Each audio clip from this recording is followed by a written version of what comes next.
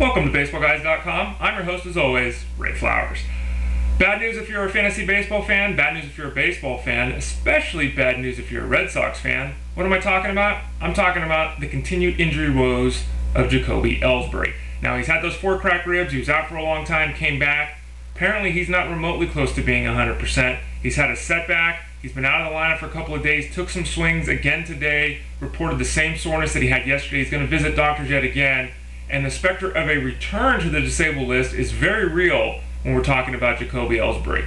The Red Sox, on the positive front, will have Mike Cameron back. Cameron can obviously play center field. He's been there for years, so they shouldn't suffer too much on the defensive side of things. But the Red Sox really need Ellsbury back to give that spark to the top of the lineup. His fantasy owners have been dying at the vine here, waiting for him to return. Hopefully he can avoid the disabled list. We'll have to keep our fingers crossed. He might end up being placed back upon it. Bobby Jenks, he's not injured, but he's performing as if he might need some time out of the limelight, at least, as well, with the White Sox. Now, he had another rough outing today on Wednesday. He hasn't been atrocious this year, but he has not been very good. Lots of rumors out there that the White Sox would probably trade him before the season was over anyway, with his contract set to expire. Not going to be a big trade market for Jenks if he's pitching like he currently is. Not going to be a big trade market for him either if they put him into a setup role versus a closer's role. So we'll have to wait and see how much patience the White Sox are willing to afford Jenks, who has struggled and clearly at this point is not as good a pitcher as Matt Thornton. Now, the past 2 years, Thornton's been the best left-handed reliever, arguably in baseball, probably the best setup man in baseball. His skill set right now is dynamic. He's a better option if you ask me in the 9th inning, though he is left-handed. Some teams stay away from that. And again, there's the concerns about Jenks and his contract. If Thornton's available in your mixed league, pick him up immediately. I wouldn't be at all surprised if he's eventually, maybe soon, moved into that 9th inning role for the White Sox.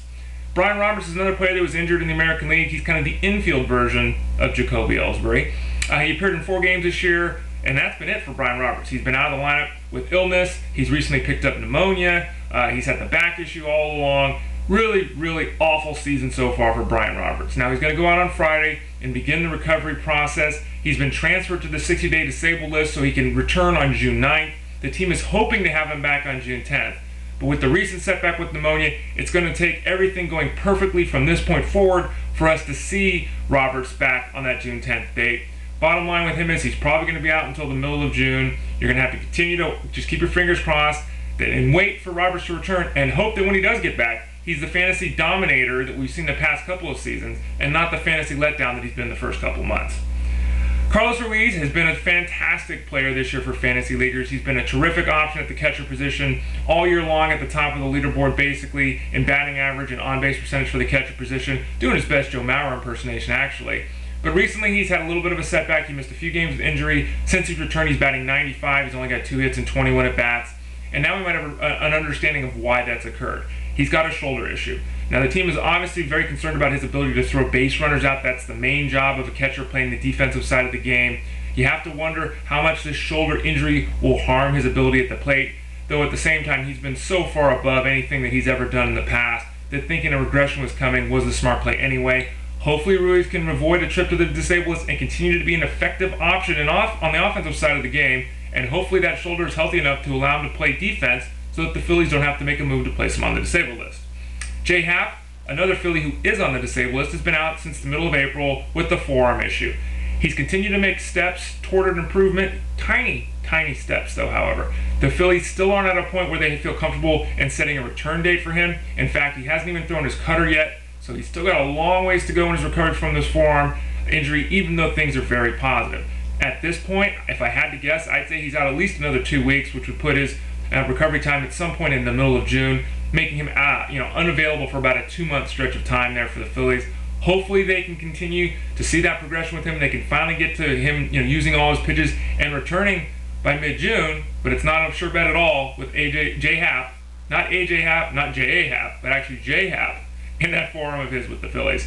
And then finally, Max Scherzer, a pitcher who was sent down to the minor leagues. He didn't look good at all with the Tigers this year, had struggles with his control. His strikeouts were way down, his velocity was down. He went down to the minor leagues, made a mechanical adjustment, and it looks like it was just the trick.